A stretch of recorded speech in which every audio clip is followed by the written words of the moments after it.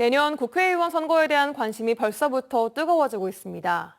광주 전남 지역민들은 어떤 선택을 할지, 그리고 그 선택에 어떤 변수들이 작용하게 될지 눈여겨봐야 할 관전 포인트가 많습니다.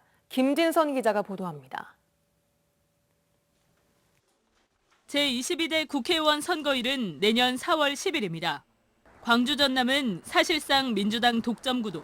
결국 민주당 공천룰은 내년 선거 과정에서 가장 큰 변수 가운데 하나입니다. 현역 의원 평가 방식을 비롯해 감점 기준과 범위, 그리고 경선 인원 등 민감한 쟁점들이 적지 않습니다. 늘 그래왔듯 내부 잡음을 피할 수 없는 상황이어서 민심과 당심을 모두 포용할 수 있는 룰을 어떻게 만드는지가 관건입니다. 시스템 공천룰은 이달 안에 최종 완성될 예정입니다.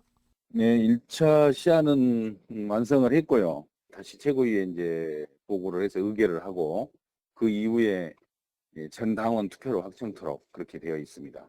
이달 말까지는 완성을 하도록 하겠습니다. 이런 기준을 적용했을 때 내년 선거에서 광주 전남 현역 국회의원들의 물갈이 폭이 얼마나 될지는 초미의 관심사입니다. 역대 총선 현역 물갈이 폭은 19대 35%, 20대 47%, 3년 전 치러진 21대 총선에서는 18명의 지역구 의원 가운데 15명이 교체됐습니다. 그 현역 의원에 대한 만족도가 역대 어느 때보다 더 낮은 상황이거든요.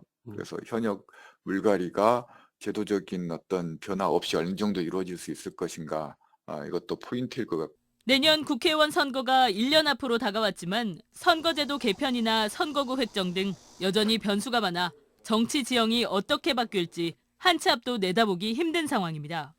이런 가운데 여당인 국민의힘의 서진 정책이 얼마나 효과를 낼지, 진보당과 정의당 등 군소 진보 정당들의 도전이 광주 전남에서 다시 한번 돌풍을 일으킬 수 있을지도 눈여겨볼 대목입니다. MBC 뉴스 김진선입니다.